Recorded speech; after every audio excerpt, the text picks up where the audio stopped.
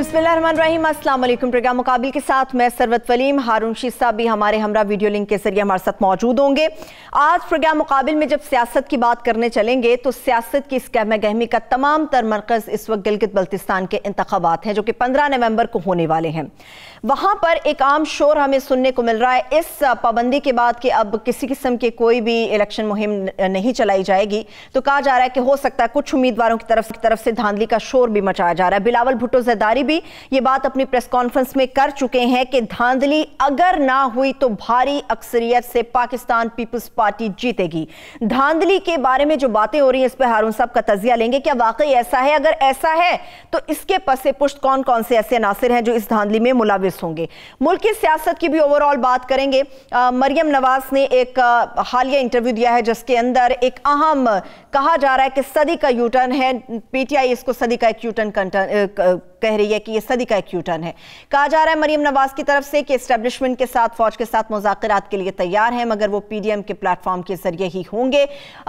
इसके साथ साथ राना सनाउल्लाह ने भी धांधली के हवाले से कहा, लेकिन कहा गया कि अगर तहरीक के हवाले से किसी किस्म का फौज के साथ मुज़ाकरात किए जाते हैं तो वो पीडीएम के प्लेटफॉर्म से होंगे। अगर ये मुतालिबात माने जाते हैं तो क्या पीटीआई की मौजूदा हुकूमत के लिए खतरे की घंटियां बजना शुरू हो गई हैं? इस पर हारून साहब का तजिया लेंगे। राना सनाउल्लाह की जब बात करेंगे तो उनके दामाद पर कत्ल के हवाले से एक अहम अदालती फैसला सामने आया, इसके ऊपर हारून साहब का तजिया लेंगे। सदारती इंतखाब अमेरिका का, उसके हवाले से भी खास तौर पर जिक्र किया जाएगा। तजिया हासिल करेंगे हारून साहब का कि जो बाइडन की जीत के हवाले से जो बातें सामने आ रही हैं और ट्रंप ने जो एक नया इल्जाम लगा दिया कि उनके वोट को चोरी किया गया है और चोरी करके वो जो बाइडन को मुंतकिल किए गए हैं, अब क्या लाहे अमल होगा? अगर जो बाइडन के हवाले से जो नए मुतवक्के सदर के तौर पर माने जा रहे हैं, उसके बाद दुनिया के लिए उनकी पॉलिसी क्या होगी, उनकी जीत के असरात क्या होंगे, इसके ऊपर बात होगी। कोरोना के हवाले से हुकूमत की जो नई पॉलिसी सामने आ रही है उसमें कहा जा रहा है तिजारती मराकज़ को भी किसी हद तक बंद किया जाएगा। स्कूल्स के हवाले से नए फैसले सुनने को मिलेंगे। मगर इसके साथ साथ तमाम तर सूरत हाल में जब कोरोना कई कीमती जानों को निगल रहा है, chief justice Peshawar high court वक़ार अहमद सेठ साहब की जिंदगी को निगल गया, साबिक वज़ीर आज़म राजा परवेज अशरफ इससे मुतासिर हैं, चेयरमैन एनटीएमए जनरल मोहम्मद अफजल साहब इससे मुतासिर हैं। मज़ीद कितनी जिंदगियां निकलेगा और क्या सियासी जलसे होने चाहिए, ये भी हारून साहब से जानेंगे। हारून साहब, मुल्क की सियासत के ऊपर बात कर लेते हैं। भी मैंने बात करनी है, ये जो मरियम साहबा ने मुतालबा कर दिया है कि मुज़ाकरात हो सकते हैं फौज से, इसको क्या समझा जाए? देखिए, कह वो ये रही हैं कि हुकूमत हमारे हवाले की जाए, मुज़ाकरात हो सकते हैं की शर्त उन्होंने ये आयद किया है कि इमरान हुकूमत को बरतरफ किया जाए। तो बरतरफ कौन कर सकता है? इस्टेब्लिशमेंट ही कर सकती है ना। अगर तो वो कहें कि ताज़ा इलेक्शन होने चाहिए तो ये बात काबिल फ़हम है। इमरान हुकूमत को हटाया जाए तो इसका मतलब है इस्टेब्लिशमेंट मुदाखलत करे और उनके हक़ में मुदाखलत करे, वरना वो इस्टेब्लिशमेंट को भी बदनाम करेंगे, जैसे सवाद के जलसे में किया नवाज शरीफ ने आज, और इस्टेब्लिशमेंट को भी करेंगे, मुल्क को भी बदनाम करेंगे। और बड़े, ये छोटा सा खेल नहीं है, अब इस खेल में बहुत से खिलाड़ी शामिल हो गए हैं। राहील शरीफ उनके हक़ में लॉबी कर रहे हैं। यहाँ मुत्तहिदा अरब अमारात का सफारत खाना अहम शख्सियतों से राब्ते कर रहा है, वो बड़ा अहम हो गया इसराइल को तस्लीम करने के बाद, और इसराइल का इंटेलिजेंस नेटवर्क वहाँ पे काम कर रहा है। तो ये भारतीय चैनल जो कुछ कर रहे हैं वो भी आप देख रहे हैं, और उसके मरियम जो हैं और नवाज शरीफ जो हैं उनके घेरे में हैं उन लोगों के जो एंटी पाकिस्तान हैं। और नवाज शरीफ कोशिश कर रहे हैं कि फ़ौज के अंदर बगावत पैदा हो। उस वक्त जब LOC गर्म है, 15 आदमी ज़ख्मी हुए हैं, 5 शहीद हुए हैं, मकानों में आग लगी हुई है और पूरा बॉर्डर गर्म है जी। तो उनका मुतालबा दरअसल ये है कि हुकूमत हमारे हवाले की जाए। ये नहीं है सिर्फ कि इमरान खान को अलग किया जाए, यानी जाली तो एक बड़ा खेल है और अब ये देखना होगा कि किस तरह इसकी मज़ाहमत की जाती है। ठीक है, लेकिन हारून साहब, इमरान खान साहब ने जो एक हालिया इंटरव्यू दिया उसमें भी उन्होंने कहा है कि जो भारत है उसके थिंक टैंक की पॉलिसी ये है कि पाकिस्तान के 3 टुकड़े किए जाएं, फौज की साख को ख़राब किया जाए, और यही काम नून लीग कर रही है। इसी बयानिए पे वो कारआमद चल रही है। जी, नून लीग कर रही है, मगर PDM की बाकी जमातें उसकी मज़ाहमत नहीं कर रही हैं। तो सिर्फ नून लीग नहीं है उसमें शामिल, नून लीग तो पेश है, मगर बाकी जमातें भी बाद एतबार से शामिल हैं, बाद दूसरे ममालिक शामिल हैं, और टारगेट पाकिस्तान आर्मी है, रियासत पाकिस्तान है, इसलिए कि जो रियासत पाकिस्तान के ख़िलाफ़ है वही फ़ौज के ख़िलाफ़ है। ठीक, ٹھیک، لیکن ہارون صاحب پی ٹی ایم کے پلیٹ فارم پہ جتنی بھی جماعتیں ان کے مطابق پی ٹی آئی کی جو موجودہ حکومت ہے وہ ایک جعلی حکومت ہے، اور مریم ساوا جو اس وقت لیڈ کر رہی ہیں اس پارٹی کو اور اس تحریک کو. کیا پھر سمجھا جائے کہ عمران خان صاحب گھر چلے جائیں گے، موجودہ حکومت خطرے میں ہے، اپنی میعاد کو پورا نہیں کر سکے گی، کیا یہ سمجھا جائے؟ دیکھیے، وہ آنے والے دنوں کے بارے میں کوئی پیشین گوئی تو نہیں کی جا سکتی، مگر کھیل اب خطرناک مرحلے میں داخل ہو گیا ہے. تو حکومت کیا کرے گی ہارون صاحب؟ حکومت بھی تو اپنا بچاؤ کرے گی، حکومت کیا کرے گی پھر؟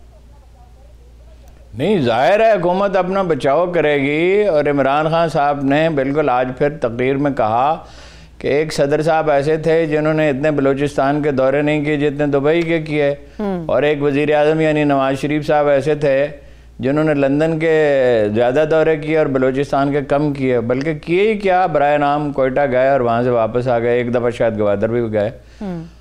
تو عمران خان تو ڈٹے ہوئے ہیں، لیکن سوال یہ پیدا ہوتا ہے کہ باقی فورسز کیا کریں گی. تو کوئی پیشین گوئی نہیں کی جا سکتی حالات کے بارے میں. ٹھیک ہے، ٹھیک ہے، لیکن فوری اگرچہ تبدیلی کا امکان نظر نہیں آتا. گلگت بلتستان کے الیکشن کے بعد یہ نئے مرحلے میں داخل ہو جائے گا معاملہ. گلگت بلتستان میں کچھ کہا نہیں جا سکتا کہ کون جیتے گا. گیلپ کا سروے یہ کہتا ہے، اگرچہ ایک ناقص سروے میں بتاتا ہوں آپ کو ناقص کیسے ہے، ادھورا ہے، یعنی ناقص غلط نہیں ہے مگر ادھورا ہے. وہ حلقہ وار سروے کرنا چاہیے تھا، کیونکہ مختلف حلقوں میں 3 ڈویژنوں میں مختلف صورتحال ہے، کہ یہ ایک آدھ حلقہ ایسا ہے جہاں جمعیت علماء اسلام کی بالادستی ہے، کوئی 10-11 حلقے ایسے ہیں جہاں پہ پیپلز پارٹی بڑی مضبوط ہے، اور 13-14 حلقے ایسے ہیں جہاں پی ٹی آئی مضبوط ہے.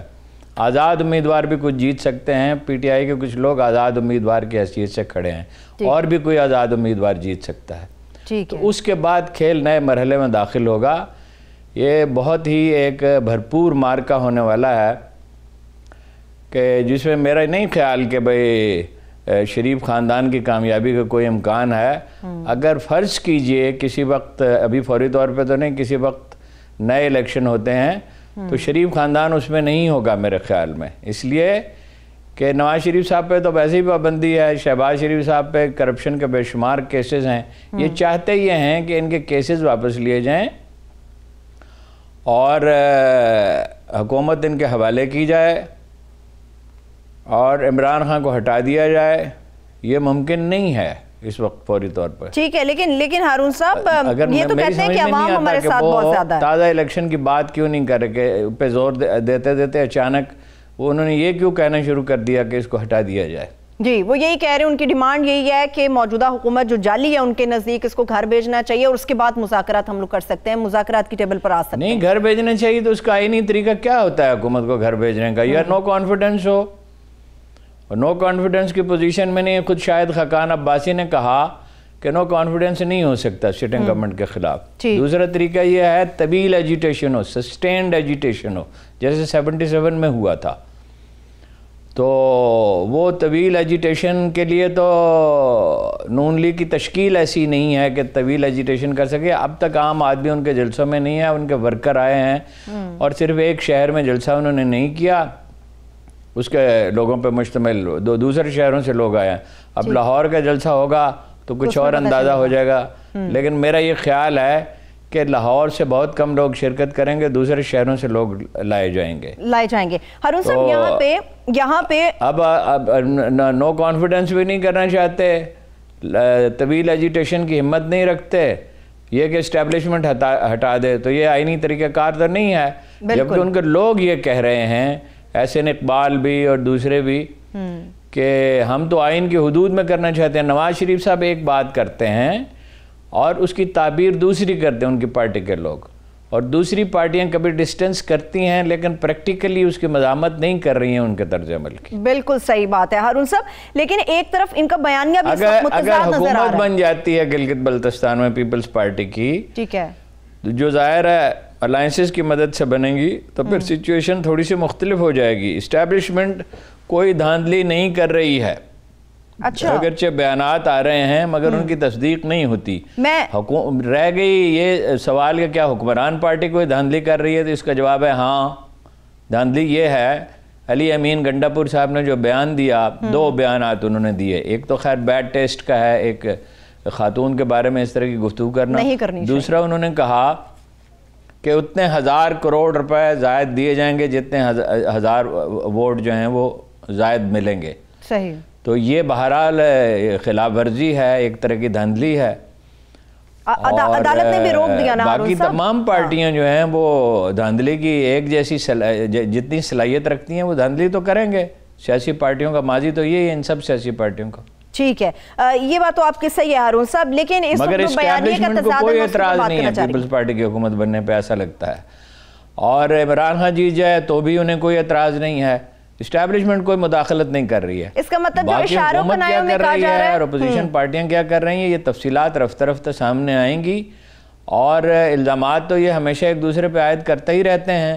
اب ان الزامات کے بارے میں کیا کہا جا سکتا ہے؟ مثلا یہ کہا گیا ہے کہ پوسٹل بیلٹ اس سے زیادہ تقسیم کیے گئے ہیں سرکاری ملازمین میں جتنی ان کی تعداد ہے. اب ہمارے پاس کوئی ذریعہ نہیں ہے، اگر ہمارے وہاں نامہ نگار جو ہیں ان سے آپ رابطہ کر سکیں تو ان سے رابطہ کر رہے ہیں. بالکل ہارون صاحب ان سے رابطہ کر رہے ہیں، وہاں کی جو سچویشن ہے وہاں اس وقت جو صورتحال ہے اس کے اوپر بات کرتے ہیں.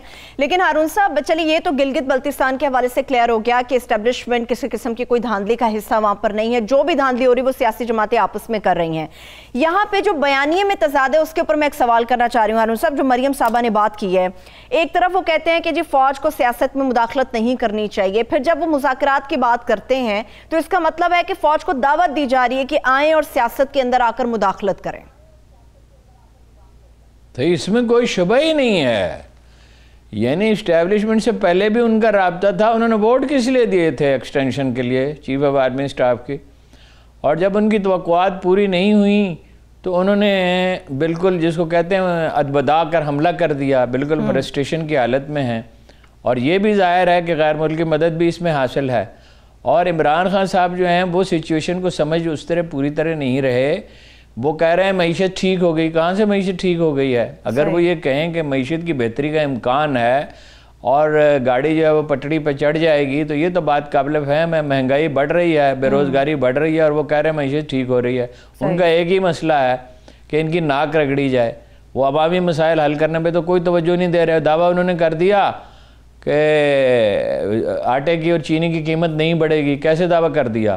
بھائی جب یہ پریکٹیکلی ہوگا اس وقت بات کریں. آپ تو یہ بھی کہتے تھے کہ گیس نکل آئے گی، بہت امید ہے. میں نے اس وقت ان کے وزراء سے پوچھا، ان کے قریب ترین لوگوں سے، انہوں نے کہا 10% سے زیادہ کا امکان نہیں ہے. وہ خوش فہمی کی ایک جنت انہوں نے آباد کی ہوئی ہے، ارد گرد ان کے خوش آمدی ہیں. وہ صورتحال کا پورا ادراک نہیں رکھتے.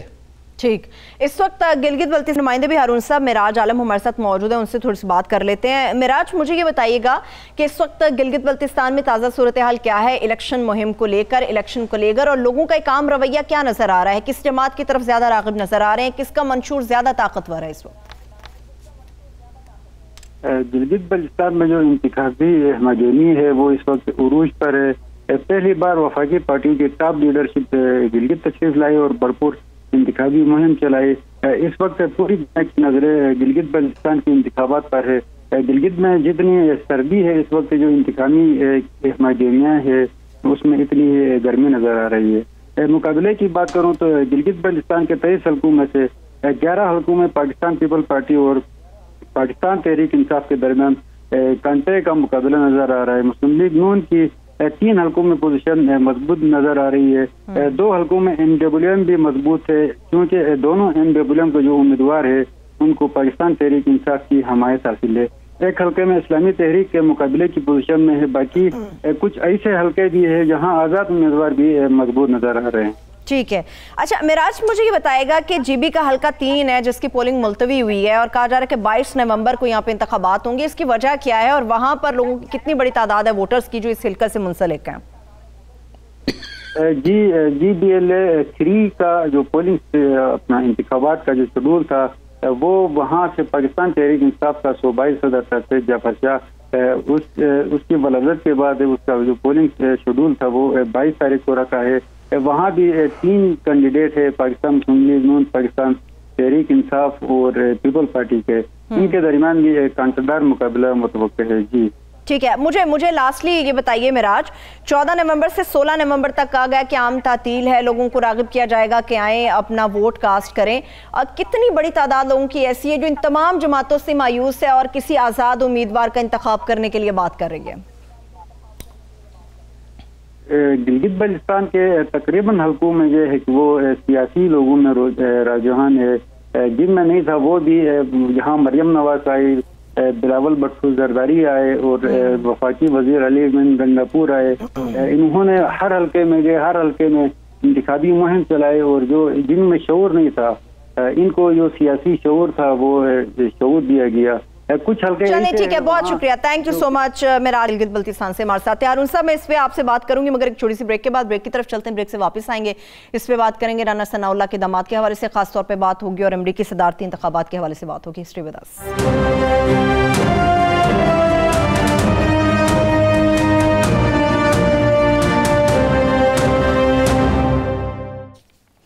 بریک کے بعد ایک بار پھر سے پروگرام میں ہم آپ کو خوش آمدید کہیں گے. رانا ثناء اللہ کے داماد کے بارے میں جو اہم عدالتی فیصلہ ہے اس پہ ہارون صاحب کا تجزیہ لیتے ہیں. ہارون صاحب، رانا ثناء اللہ کے داماد کے بارے میں جو عدالتی فیصلہ آیا ہے قتل سے متعلق، اس کو آپ کس طرح سے دیکھ رہے ہیں؟ فیصلہ نہیں آیا، فرد جرم عائد ہوئی ہے. جی فرد جرم عائد کر دی گئی. وکلاء نے بہت مزاحمت، فرد جرم عائد کر دی گئی نا، ان کے وکلاء نے اس کی بہت مزاحمت کی اور کہا کہ یہ سیاسی معاملہ ہے. تو انہوں نے کہا 2 آدمی قتل ہوئے ہیں. آپ کے علم میں ہونا چاہیے کہ 2 بھائی تھے جو رانا صاحب کے گروپ میں تھے، بعد میں وہ شیر علی کے گروپ میں چلے گئے. 2016 میں ان میں سے ایک عمران بٹ قتل ہو گیا جی، اور 2017 میں آصف بٹ قتل ہو گیا. اس کا الزام ہے. تو جج صاحب نے یہ کہا کہ آپ ہر چیز کو سیاسی کیوں بناتے ہیں؟ 2 آدمی قتل ہوئے ہیں، گواہ موجود ہیں، تو فرد جرم عائد ہوگی. اس میں تو کوئی غیر ضروری تاخیر نہیں ہو سکتی. یہ اسپیشل کورٹ ہے، وہ جو جسٹس کھوسا نے جو عدالتیں بنائی تھیں، خصوصی عدالتیں جس میں 3-4 مہینے میں لازماً فیصلہ ہوتا تھا، وہ ان کا پلان تو یہ تھا کہ 1 مہینے سے زیادہ نہ ہو، لیکن وکلاء اس کو ریزسٹ کرتے ہیں. پھر انہوں نے یہ کہا کہ بار ایسوسیشن کے انتخابات ہونے والے ہیں. سوال یہ ہے کہ بار ایسوسیشن کے انتخابات ہوتے رہیں، اس میں تو ایک وکیل نے پیش ہونا ہوتا ہے یا 2 وکیلوں نے پیش ہونا فرض کیجئے، تو وہ جائیں اپنا ووٹ ڈالیں اور عدالت میں آئیں. اس کا مطلب یہ تھوڑی ہے کہ اس کو ڈیلے کیا جاتا رہے. باقی یہ میاں شفیق صاحب سے پوچھ لیں کہ کیا صورت ہے. بالکل میرے ساتھ ہی ہیں اس وقت ہارون صاحب. میاں شفیق صاحب بیورو چیف فیصلہ آباد ہمارے ساتھ موجود ہیں، ان سے بات کرتے ہیں. میاں شفیق صاحب، آپ نے ہارون صاحب کی گفتگو سنی. ڈیفینیٹلی جب بار ایسوسیشن انتخابات کی بات کرتے ہیں تو اتنا کوئی ضروری نہیں ہوتا کہ آپ اس کیس کو التوا کا شکار کر دیں. اب 4 دسمبر جمعے کا دن دیا گیا ہے، مگر بڑے اہم ریمارکس جج صاحب کے آئے ہیں کہ یہ نہ ہو یہ جمعہ بھی آپ کے لیے خطرناک ہو.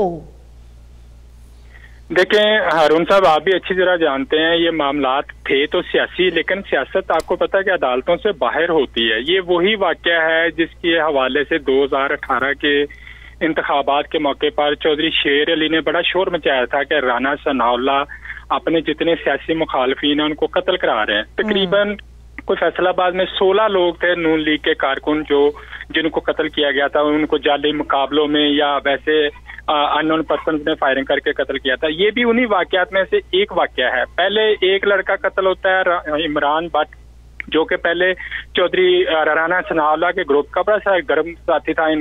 ان کو چھوڑ کے وہ چودھری شیر علی گروپ میں چلا گیا.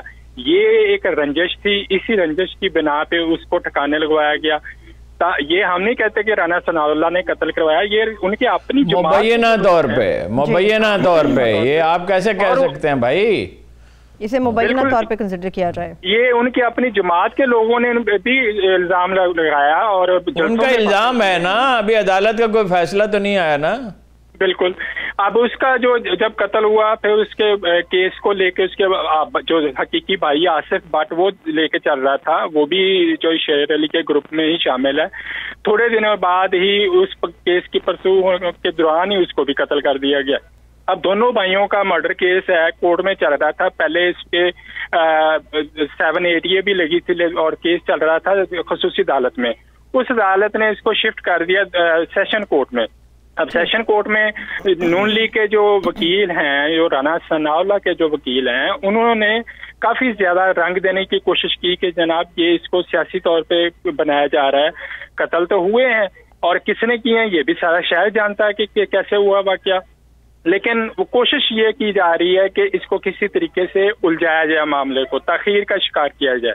بہرحال آج فرد جرم عائد ہو چکی ہے رانا ثناء اللہ کو، تو پولیس نے جب وہ وزیر قانون تھے دوران تفتیش ان کو بے گناہ کر کے پرچی تھما کے ان کو تو کیس سے نکال دیا، لیکن ان کا جو داماد ہے وہ شہریار، اس کو پچھلے سال 19 اگست 2019 کو باقاعدہ گرفتار کر لیا گیا تھا اور تفتیش کی تھی، بہت ساری کڑیاں مل رہی تھیں، لیکن وہ بعد میں ضمانت پہ رہا ہو گئے۔ لیکن آج جب عدالت میں کیس پیش ہوا اور اس کی فرد جرم عائد ہوئی، شہریار نے وہی موقف اختیار کیا جو سیاستدان یا مخالفین کرتے ہیں کہ ان پہ سیاسی طور پہ یہ الزام عائد کیا گیا ہے۔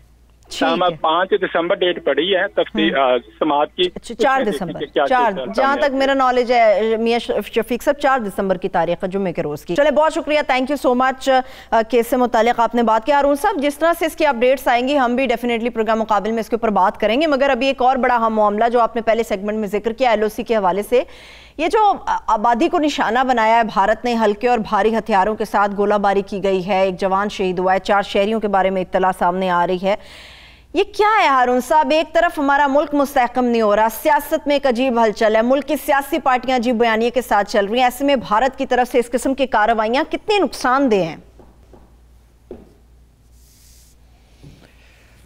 دیکھیے وہ تو یعنی ان کا تو یہ دعویٰ ہے، وہ کچھ بھی کہہ سکتے ہیں، بھارت کی ساری سیاست جو مکر اور جھوٹ اور سیاست کی کا ان کا رویہ ہے، ان کی ساری سیاست جھوٹ اور مکر کی ہے پہلے دن سے۔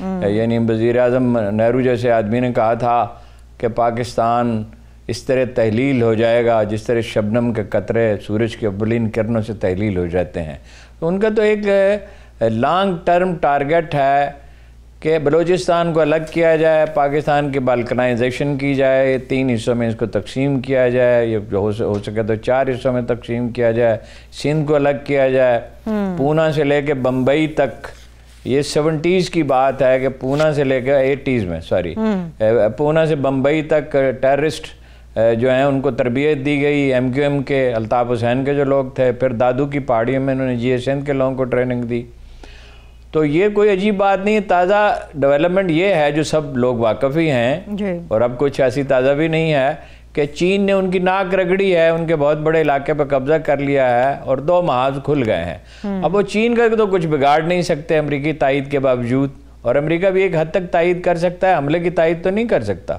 صحیح۔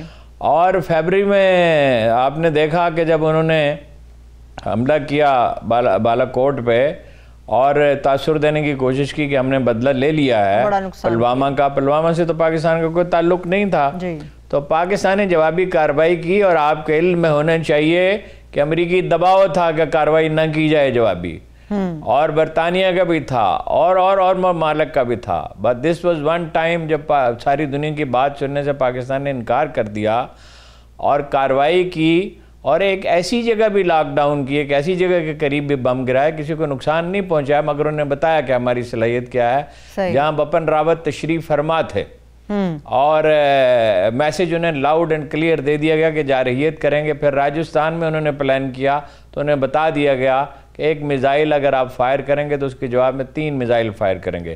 ایک واقعہ اور بھی ہے، یہ سرحد پہ جب جھڑپیں ہو رہی تھی، جو پچھلے کور کمانڈر تھے انہوں نے اتنا دباؤ بڑھایا انڈینز پر جو حملہ کرنے کے لیے آتے تھے، اتنا دباؤ بڑھایا کہ سفید جھنڈے لہرا کر انہیں لاشیں اٹھانی پڑیں، اور ایک موقع پر بپن راوت کو اس کی نشاندہی ہو گئی کہ وہ علاقے میں موجود ہے، اسے میسیج دیا گیا کہ آپ یہاں سے نکل جائیں ورنہ آپ نتائج کے آپ ذمہ دار ہو گئے، چنانچہ وہ بھاگا وہاں سے۔ پاکستان ایسکیلیٹ نہیں کرنا چاہتا تھا، سچویشن کو زیادہ خراب نہیں کرنا چاہتا، مگر مودی کی ضرورت یہ ہے کہ وہ اپنی رائے عامہ کو مطمئن رکھے۔ اس نے بہت بڑے بڑے دعوے کیے، بلوچستان کو الگ کر دیا جائے گا جیسا کہ مشرقی پاکستان کو کیا گیا تھا، یہ 1971 کا پاکستان نہیں ہے، یہ ایک وار ہارڈنڈ آرمی ہے جس کے پاس ایٹم بم ہے، جس کے پاس میزائل ہیں اور اپنے بنائے ہوئے میزائل ہیں، جس کے پاس طیارے ہیں اور اپنے بنائے ہوئے طیارے ہیں، صحیح، اور یہ اپنا دفاع کرنے کی پوری صلاحیت رکھتا ہے۔ ہمارا تو جو بھی ہوگا لیکن اس کا نتیجہ جیسے ضیاء الحق نے کہا تھا کہ اس کے نتیجے میں انڈیا میں وہ ایسی تباہی آئے گی کہ تاریخ ہمیشہ اسے یاد رکھے گی۔ وہ ڈرے ہوئے تو ہیں لیکن یہ جب اندرونی دیکھیے تمام چیزوں کا انحصار اندرونی صورتحال پر ہوتا ہے. اندر جب اتنا بڑا ہنگامہ ہو اور الزامات کی ایک دوسرے پہ بارش ہو رہی ہو تو وہ کیوں اس سے فائدہ نہیں اٹھائیں گے؟ یعنی ہمارا حال یہ ہے کہ ہم پہلے بات کر رہے ہیں گلگت بلتستان کی اور پھر اس کے بعد بات کر رہے ہیں لائن آف کنٹرول کی. 15 شہری ہمارے جو زخمی ہوئے ہیں، 5 شہید ہوئے ہیں. یہ اتنا بڑا واقعہ ہے. امریکہ کا وہ حلیف ہے، باہر سے دباؤ اس پہ آئے گا نہیں. لیکن بہرحال پاکستان آرمی اس کی پوری صلاحیت رکھتی ہے مزاحمت کرنے کی. سول آبادیوں کو بہت نقصان پہنچ رہا ہے. 20-25 برس پہلے یہی صورتحال تھی کہ نیلم ویلی میں آپ ٹریول نہیں کر سکتے تھے. ابھی بھی لگتا ہے ہم گئے ایک دفعہ، کچھ اخبار نویسوں کا ایک وفد گیا تو ہم سے یہ کہا گیا کہ بھائی آپ احتیاط کے ساتھ ٹریول کریں، اور ایک موقع پر ہمیں چھپنے کے لیے کہا گیا جہاں وہ ہائٹ پر تھے اور وہاں سے انہوں نے اندیشہ ظاہر کیا کہ وہ گولہ باری کر سکتے ہیں اور اخبار نویس بھی نشانہ بن سکتے ہیں. صحیح ہے. صحیح. آپ نے جو پلوامہ کی ایک جی ہارون صاحب کنٹینیو رکھیے. پلوامہ کی آپ جو بات کر رہے ہیں ڈیفینیٹلی پاکستان کا اس میں ہاتھ نہیں تھا، مگر ہمارے بڑے کچھ ایسے سیاسی لوگ تھے جنہوں نے غیر ذمہ دار قسم کے سٹیٹمنٹس بھی پلوامہ کے حوالے سے دی تھی. چلے آپ دنیا کے اب ذرا بڑے کینوس وہ دیکھیے نا، وہ غیر ذمہ دارانہ بیانات آپ توقع رکھیں آئندہ بھی دیے جائیں گے. اور محترمہ نے مریم نواز نے دھمکی دی ہے، راز کھلے. ایاز صادق جیسا آدمی کہہ رہا ہے کہ مجھے چھیڑا نہ جائے. اس نے دیکھیے نا جس وقت یعنی بھارت خجل اور شرمندہ تھا اور دبا ہوا تھا اور اندر سے لان تان مودی پہ ہو رہی تھی تو اس نے انہیں جشن منانے کا موقع دیا اور یہ کہا کہ ان کی پاکستان کی تو بالوں کی تو ٹانگیں کانپ رہی تھی. کسی کی ٹانگیں نہیں کانپ رہی تھی، پریشان ضرور تھے اس لیے کہ وہ ہم سے زیادہ وہ پریشان تھے. لیکن یہ کہ اگر جنگ ہو تو کیا اس پہ جشن منانا چاہیے اور کیا نارمل نظر آنا چاہیے؟ بالکل نقصان ظاہر ہے ایک ذہنی دباؤ تو ہوتا ہے. اور اب وہ دھمکی دے رہے ہیں کہ میں اور بھی مریم بھی اور وہ بھی کہہ رہے ہیں کہ میں کچھ اور بھی بتاؤں گا. وہ سب کچھ بتا دیں جو انہوں نے بتانا ہے. اسی لیے تو میں کہتا ہوں نا کہ شریف خاندان کا کوئی مستقبل نہیں ہے. لوگ اتنی بے حمیدی کا مظاہرہ نہیں کریں گے. وہ سیکورٹی رسک بن گئے ہیں کہ انہیں قبول کرے. کرپشن بھی ڈٹ کے کی اور اب وہ بھارت کی مدد کر رہے ہیں بالواسطہ طور پہ. ٹھیک ہے. اب یہ تو عمران خان صاحب نے کہہ دیا ہمارے پاس. اس لیے میں وثوق کے ساتھ ہمیشہ یہ کہتا ہوں کہ شریف خاندان اقتدار میں نہیں آئے گا. مسلم لیگ آ سکتی ہے، مسلم لیگ ایک بڑی پارٹی ہے، سینٹرل پنجاب میں پاپولر ہے، لیکن ملک ایسے لوگوں کے حوالے نہیں کیا جا سکتا جو علاقے میں انڈین بالادستی کو قبول کرنے کے لیے تیار ہے. ٹھیک ہے. اب ذرا بڑے کینوس کے اوپر دنیا کا جائزہ لیتے ہیں. ہارون صاحب آپ نے امریکہ کی بات کی، چائنا کی، انڈیا کی بات کی. چائنا نے تو آج ایک بات بھی دے دی ہے جو بائیڈن کو نیا صدر بننے کی امریکہ کا. لیکن ٹرمپ نے ایک نیا جو الزام عائد کیا ہے کہ میرے ووٹ چوری کیے گئے ہیں، اور پھر وہاں پر جو سیاسی مبصرین ہیں وہ یہ بات کر رہے ہیں کہ چونکہ وہ صدر رہ چکے ہیں ٹرمپ اور ان کے پاس اس کا حق بھی موجود ہے کہ وہ تمام پہلوؤں کا جائزہ لے سکتے ہیں قانونی طور پر اپنے ووٹوں کے حوالے سے، جانچ پڑتال کے حوالے سے. تو یہ جو بائیڈن کی جیت کا باقاعدہ آفیشیل اعلان کب ہوگا؟ ابھی تو انہیں نئے متوقع صدر کے طور پہ جانا جا رہا ہے. نہیں آفیشیل اعلان نہیں، وہ ایک مغالطہ. بعض پاکستانی اخبارات اگر آپ پڑھتے ہیں تو مغالطہ پیدا ہوتا ہے. وہ آفیشیل اعلان کبھی بہت جلدی نہیں ہوا کرتا. آپ کی اطلاع کے لیے عرض ہے کہ ابھی کچھ ووٹ ڈالے جانے والے ہیں. مثلا جو انتخابی عملہ ہے اس نے ووٹ نہیں ڈالے، اور سرکاری اعلان ہمیشہ تاخیر سے ہوتا ہے.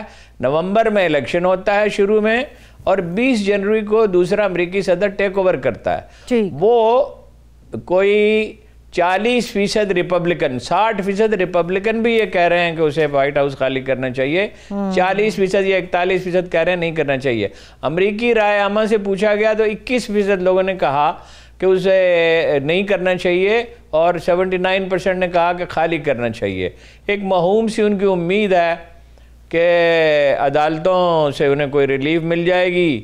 اور مگر عدالتیں کیا کریں گی؟ عدالتیں کیا اپنا ملک غیر مستحکم کریں گی؟ الگور والا واقعہ لوگوں کو یاد نہیں ہے کہ الگور کے پاپولر ووٹ زیادہ تھے غالباً، لیکن یہ عدالت نے جو ہے وہ کوئکلی فیصلہ دیا، اس نے ٹیک اوور کر لیا. وہ اور دوسرا دیکھنا یہ ہوتا ہے کہ جو ادارے ہیں سرکاری وہ کیا کر رہے ہیں. پینٹاگون کیا کر رہا ہے، سی آئی اے کیا کر رہی ہے، ایف بی آئی کیا کر رہی ہے. وہ انہیں صدر کا پروٹوکول دے رہے ہیں. ساری دنیا نے مبارکباد دے دی. آپ کے علم میں ہے کہ پوپ فرانسس نے بھی مبارکباد دے دی ہے. अब हालांकि पोप तो मुतनाज़ा मामलात में नहीं पड़ते, इसका मतलब ये है कि उसका इलेक्शन मुतनाज़ा नहीं है। ठीक है, इसके दुनिया पर असरात क्या होंगे? ब्रेक से वापस आके पॉपुलर वोट तो उसके 50 लाख ज्यादा हैं। बिल्कुल, ये बहुत बड़ा मार्जिन है। मैं एक छोटी सी तरफ हारून साहब जा रही हूँ, जब ब्रेक से वापस आएंगे तो जो बाइडन उसकी पॉलिसी का दुनिया और खलीजी ममालिक की तरफ रवैया क्या होगा, एक छोटी सी ब्रेक से वापस आके बात करेंगे और कोरोना के हवाले से भी खुद तौर पर गुफ्तगू करेंगे। Stay with us.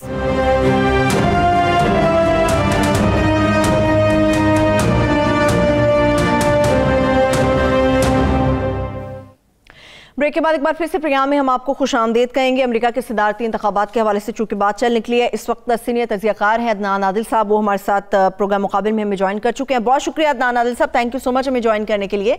अमेरिका के इंतखाबात के हवाले से गुफ्तगू चल रही है, एक अजीब सा मामला है। ट्रंप अपनी शिकस्त तस्लीम करने को तैयार नहीं है। जो बाइडन का ऑफिशियल ऐलान हो चुका है कि वो इस वक्त अमेरिका के नए सदर होंगे।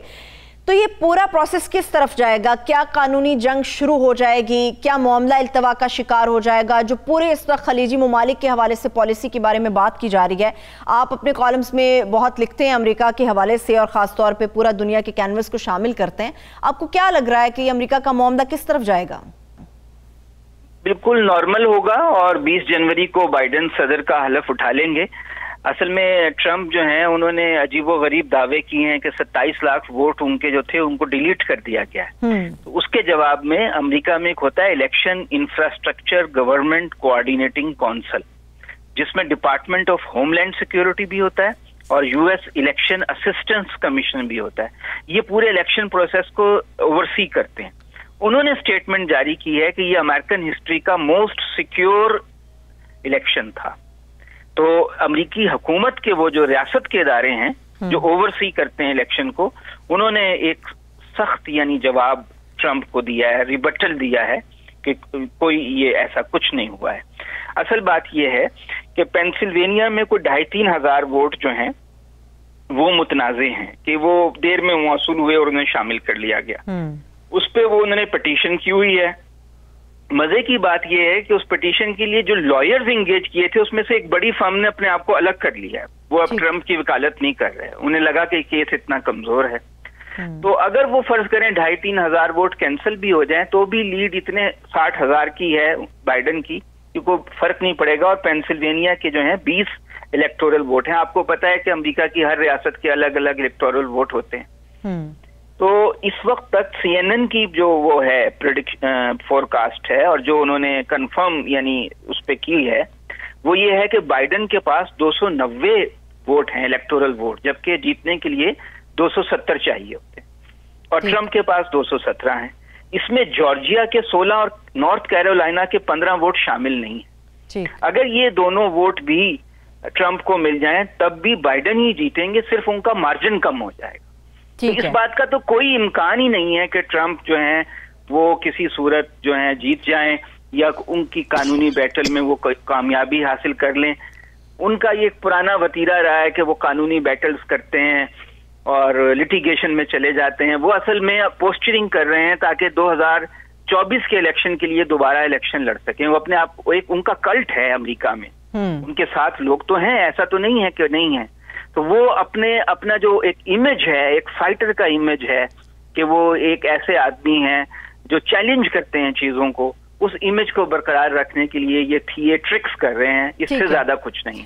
मुझे लास्टली आपसे अदनान आदिल साहब ये एक और अहम सवाल करना है, जो बाइडन की दुनिया के लिए पॉलिसी क्या होगी? यमन की जंग के हवाले से कहा जाता है कि ओबामा की पार्टी और जो बाइडन ये इसके मुखालिफ रहे हैं, ट्रंप इसके हामी रहे हैं कि जंग होनी चाहिए। इसके अलावा भारत को जो आशीर्वाद हासिल थी वो ट्रंप की हासिल थी। दुनिया में जो इंतहा पसंदी फैली उसके पीछे सिर्फ हमें ट्रंप नजर आता है, जिन्होंने उनको थपकी दी हुई थी कि यह काम करे। ईरान के जौहरी मुआहदे को देखते हैं तो ओबामा के हवाले से ये बड़ा एक कामयाब मुआहदा गर्दाना जाता था, मगर ट्रंप ने इसे बदतरीन मुआहदा करार दिया और इसमें से निकल गया।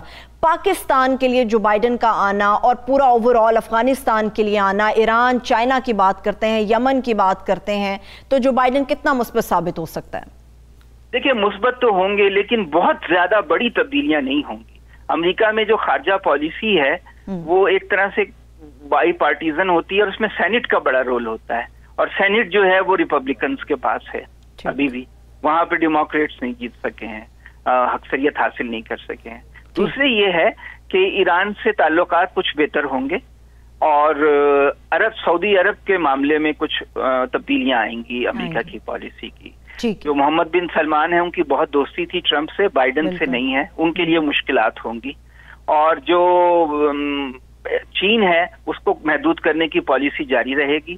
انڈیا کے ساتھ شراکت کی پالیسی جو ہے شروع ہی وہ ڈیموکریٹس نے صدر اوباما کے دور میں انڈو پیسیفک پالیسی بنائی تھی، وہ جاری رہے گی.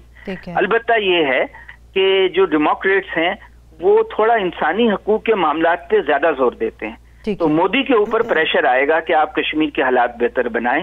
ہو سکتا ہے اس سے کانگریس کو فائدہ ہو انڈیا میں اور مودی کی پوزیشن کمزور ہو، جس کا ہم مظاہرہ دیکھ بھی رہے ہیں کہ وہ پاکستان سے چھیڑ چھاڑ شروع کر رہے ہیں. ٹھیک ہے، بہت شکریہ، بہت شکریہ. تھینک یو سو مچ عدنان عادل صاحب، تھینک یو سو مچ. صاحب آپ کچھ ایڈ کریں گے پھر ہم کورونا کی طرف بڑھیں گے.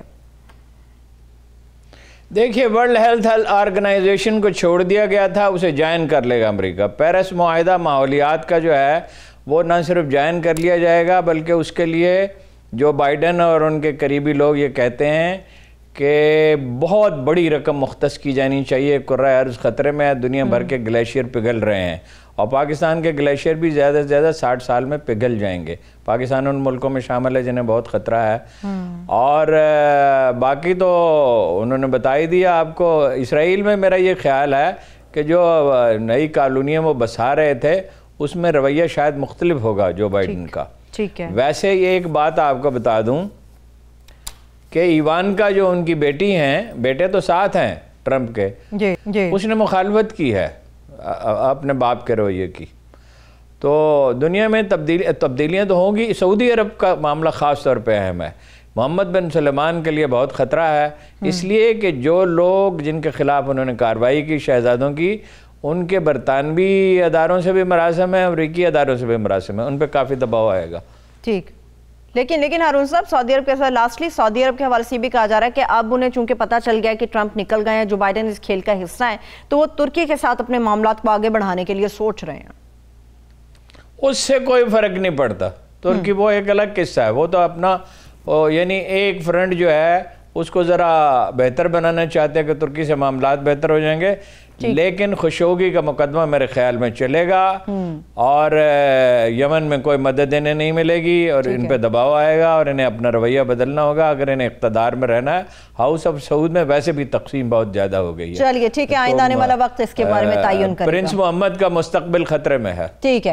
ابھی ہارون صاحب پورے پاکستانی قوم قبل بھی خطرے میں ہے کورونا کی وجہ سے.